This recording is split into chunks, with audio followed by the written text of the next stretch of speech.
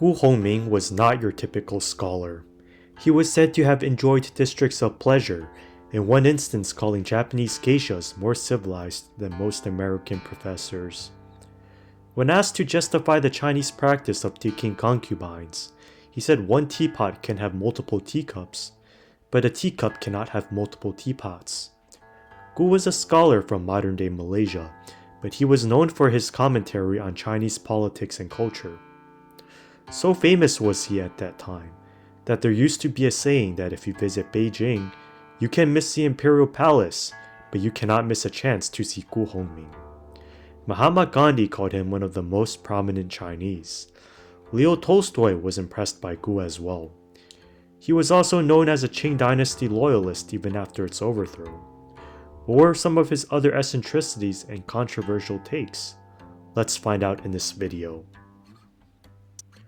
Gu Hongming was born in 1857 in Penang, modern-day Malaysia, to an ethnic Chinese father and a mother of likely Portuguese or British descent. At that time, Penang was still a part of the Straits Settlements, making it a British colony. To his father, he was related to the wealthy Gu family in Taiwan. So what did you think his first language was? If you managed to guess Tamil for whatever reason, you'd be correct. He first learned Tamil, before picking up Malay, the Amoy dialect, and then English. Gu seemed to have a happy childhood, spending his days climbing coconut trees and swimming in rivers. He spent a few years in school, where he learned the works of the English author John Milton. He was able to recite them later on, and said he learned them in the classical Confucian way of memorizing without understanding a single word of it. When he became a teenager, his father's employer sent him to Scotland, where he could continue his education. Before he went there, he promised his father that he would continue to wear a queue and not convert to Christianity. At that time, even ethnic Chinese outside of China would wear queues. Thereafter, he would go around Europe, attending many schools and attaining a classical European education. While in Europe, he had mixed experiences with his queue. One time, he arrived at a hotel, went to the men's room when a waitress stopped him and thought he should go to the women's room because he was wearing a queue. Despite the experience, he remained steadfast with his promise to continue wearing one, until one day he cut it off for his white girlfriend because she said his Chinese hair was black and cute. In 1877, he graduated with a Master of Arts degree from the University of Edinburgh.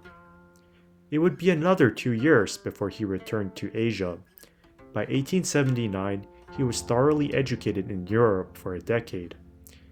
In Asia, he found a job working for a viceroy of China, Zhang Zhidong. At that time, China was still ruled by the Imperial Qing Dynasty. Later, he found himself working for the Nanyang Public School, the forerunner of Shanghai Jiao Tong University. He was known for his anti-revolutionary remarks in which he defended the Qing Dynasty. When the Xinhai Revolution occurred, which aimed to topple the Qing Emperor, some students called for Gu Hongming's extermination and drove him away from the school. Thereafter, he sought refuge in a soap factory in Shanghai. Soon after the incident, he left for Beijing, where he taught for a few years until he decided to go to Japan in 1924, where he stayed until 1927. He quite liked it over there, saying Japan was a heir to Chinese civilization. A few months before he passed away, he fulfilled any Qing loyalist's dream, meeting the last emperor of the Qing Dynasty, Pu Yi. He cherished the memory so much that it was said to have consoled him in his last moments until Gu passed away in 1928. Gu Hongming was known to be ultra-conservative in his views. He was a big fan of Confucianism. Even after the Qing Dynasty was overthrown, he was committed to defending the monarchy. He had high praises for Empress Dowager Cixi, when everyone else in China viewed her as a despot that dragged China down. His views on women were particularly conservative, defending practices like foot binding even as reformers were aiming to ban it.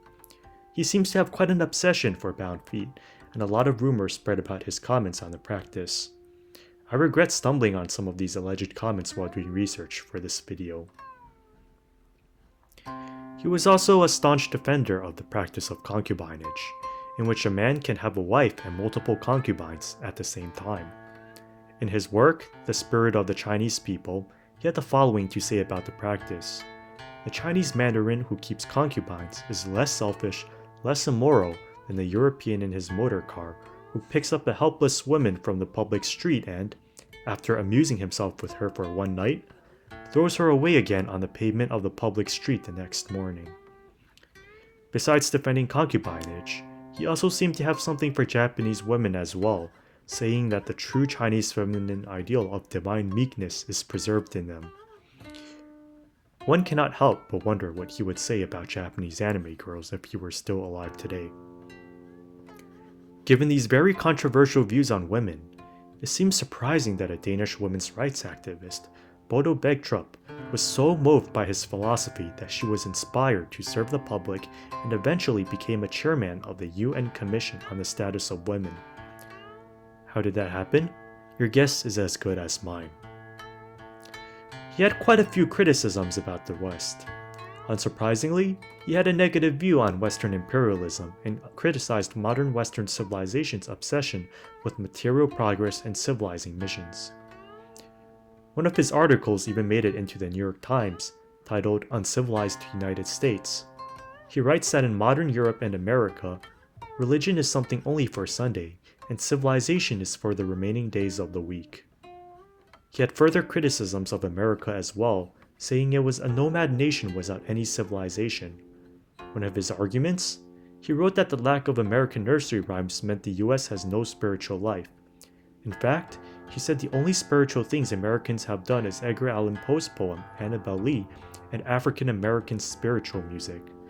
He also seemed to believe that republics and civilization are mutually exclusive, thinking that America can be a republic because it is a nation without civilization, while China cannot become a republic because not all Chinese have lost civilization yet.